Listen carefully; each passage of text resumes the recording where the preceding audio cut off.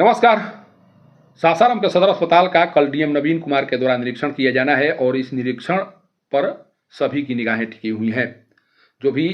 कर्मचारी हैं, जो भी अधिकारी हैं और जो भी सासाराम के सदर अस्पताल में इलाज कराने के लिए आते हैं, उन सभी की निगाहें कल के निरीक्षण पर टिकी हुई हैं। और लोगों को लगता है कि अगर इस बार सही तरीके से डीएम के स्तर से सदर अस्पताल का निरीक्षण कर दिया जाए तो जो भी कमी बची हुई है उसे दूर किया जा सकता है। जब पहली बार डीएम नवीन कुमार सासाराम के सदर अस्पताल का निरीक्षण करने के लिए आए हुए थे और जो कमी दिखाई पड़ी थी उन कमियों को उनके स्तर से शीघ्र दूर करने का निर्देश दिया गया था और उस पर अमल करते हुए जो भी संबंधित अधिकारी हैं उन लोगों के द्वारा उन कमियों को दुरुस्त किया गया। और आज की तारीख में सासाराम के सदर अस्पताल में शायद ही उस तरह की कमी हो जिस कमी के माध्यम से लोगों को या जो भी मरीज वहाँ पर इलाज कराने के लिए आते हैं उन्हें किसी प्रकार की कोई परेशानी होती हो।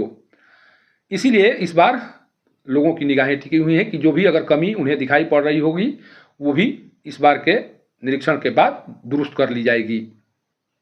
लेकिन जिस बात की चर्चा सबसे ज़्यादा हो रही है, क्या उस चर्चा की ओर भी डीएम के स्तर से ध्यान दिया जाएगा? और जो चर्चा हो रही है उस चर्चा पर कल ही विराम लग सकता है जब डीएम के द्वारा उस चर्चा के मद्देनज़र सीएस कार्यालय का निरीक्षण किया जाता है। लगातार लोगों के द्वारा यह जानने का प्रयास किया जा रहा है कि क्या निरीक्षण के क्रम में डीएम सीएस कार्यालय भी पहुंचेंगे, वहां पर भी जो कमी दिखाई पड़ रही है, सुनाई पड़ रही है, उसके बारे में भी जानने का प्रयास उनके द्वारा किया जाएगा। क्या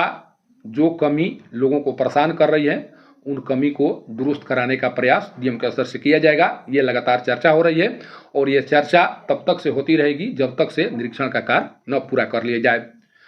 जो लोग चर्चा कर रहे हैं उन लोगों के द्वारा उन कमियों को भी बताने का प्रयास किया जा रहा है जो कमियां लोगों को परेशान कर रही हैं। लोगों के द्वारा बताया जा रहा है कि पहले जो भी पीएनडीटी या क्लिनिकल लाइसेंस निर्गत होते थे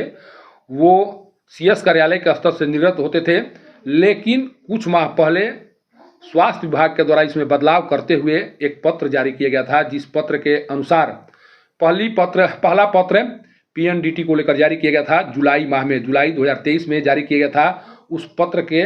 आलोक में ये कहा गया था कि जो भी पीएनडीटी से संबंधित निर्णय है उस निर्णय को केवल और केवल डीएम ही अपने स्तर से ले सकते हैं। चाहे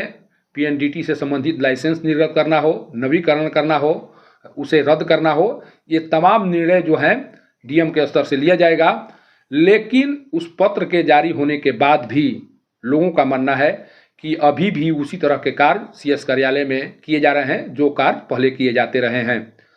आज भी पीएनडीटी को लेकर जो आवेदन है वो सीएस कार्यालय में जमा कराए जा रहे हैं। पीएनडीटी को लेकर जो कार्य हैं, हालांकि अभी लाइसेंस निर्गत किया जा रहा है या नहीं किया जा रहा है इसके बारे में पूरी जानकारी सामने नहीं आ सकी है, लेकिन जो सूत्र बता रहे हैं उसके अनुसार पीएनडीटी से संबंधित अभी भी आवेदन सीएस कार्यालय में ही जमा कराए जा रहे हैं। सोचिए कि जो गाइडलाइन स्वास्थ्य विभाग के द्वारा जारी किया गया था उस गाइडलाइन पर अभी तक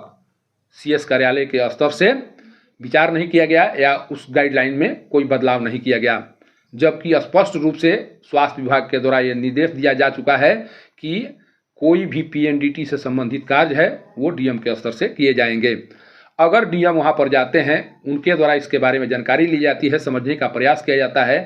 कि उस पत्र के जारी होने के बाद अभी क्या स्थिति है, क्या वाकई में अभी भी पीएनडीटी को लेकर जो आवेदन है वो आवेदन सीएस कार्यालय में ही जमा करवाए जा रहे हैं या उसमें कोई बदलाव किए गए हैं। इस बात को जानने का प्रयास डीएम के स्तर से किया जाएगा तो जो लोगों के द्वारा आरोप लगाए जा रहे हैं या जो बातें कही जा रही हैं उसका खुलासा हो सकता है कि इसमें सच्चाई क्या है। इसी तरह से जो क्लिनिकल लाइसेंस निर्गत करने की बात थी उसमें भी बदलाव करते हुए अक्टूबर माह में स्वास्थ्य विभाग के द्वारा एक पत्र जारी किया गया था, जिस पत्र के माध्यम से ये कहा गया था कि जिलाधिकारी के स्तर से 5 सदस्यीय टीम का गठन किया जाएगा, जिसमें जिलाधिकारी अध्यक्ष होंगे और सीएस को संयोजक बनाने की बात कही गई थी। और जो भी क्लिनिकल लाइसेंस हैं इस कमेटी के अनुशंसा पर ही जारी किए जाएंगे। जो भी आवेदन प्राप्त हो रहे हैं उस आवेदन पर 5 सदस्यीय कमेटी के द्वारा विचार किया जाएगा और विचार करने के उपरांत ही क्लिनिकल लाइसेंस निर्गत किए जाएंगे। लेकिन जो लोगों के द्वारा बताया जा रहा है या जो सीएस कार्यालय के सूत्र हैं उसके अनुसार अभी भी क्लिनिकल से संबंधित लाइसेंस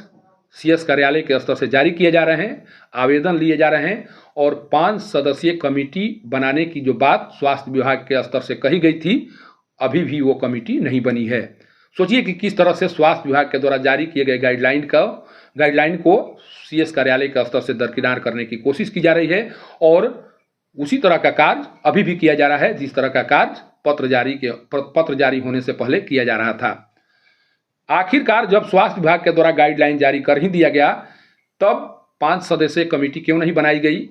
आखिर 5 सदस्यीय कमेटी बनाने में किसके द्वारा पहल नहीं किया जा रहा है, इस बात को समझने की जरूरत है। और डीएम को जब ये अधिकार दिया गया है स्वास्थ्य विभाग के द्वारा, तो डीएम को इस पर पहल करके तत्काल प्रभाव से 5 सदस्यीय कमेटी का गठन किया जाना चाहिए था और लाइसेंस निर्गत करने में जो भी भ्रष्टाचार किए जा रहे हैं या जो भी कमियां पाई जा रही हैं, उनको तत्काल दुरुस्त करने की जरूरत है। और जब डीएम सीएस कार्यालय में पहुंचेंगे, तब उन्हें इस बात के बारे में जानकारी प्राप्त होगी और वह जानने का प्रयास करेंगे कि जो पत्र निर्गत किए गए थे, उस पत्र के आलोक में अभी तक क्या कुछ हुआ है। जिन कमियों की ओर इशारा लगातार लोगों के द्वारा किया जा रहा है, उन कमियों को दुरुस्त करने का कार्य केवल डीएम के स्तर से ही हो सकता है। कारण कि अगर सीएस कार्यालय के स्तर से इन कमियों को दुरुस्त करने की कोशिश की गई होती, तो कभी का जो निर्देश जारी किया गया है स्वास्थ्य विभाग के द्वारा, उस पर अमल कर दिया गया होता। लेकिन जहां पर सबसे भ्रष्टाचार करने की गुंजाइश बचती है, उसी गुंजाइश को बरकरार रखते हुए अभी भी उसी राह पर चलने की कोशिश सीएस कार्यालय के कर्मी और अधिकारी करते हुए दिखाई पड़ रहे हैं, जिस कार्य के लिए सीएस कार्यालय हमेशा से बदनाम रहा है। वाकई में कल डीएम जब सासाराम के सदर अस्पताल का निरीक्षण करने के लिए जाते हैं, जो लोगों के मन में जिज्ञासा है, उस जिज्ञासा को शांत करने के लिए उनके द्वारा अगर सीएस कार्यालय का निरीक्षण किया जाता है, लोगों के द्वारा जो कमियां बताई जा रही हैं, उन कमियों को समझने का प्रयास किया जाता है,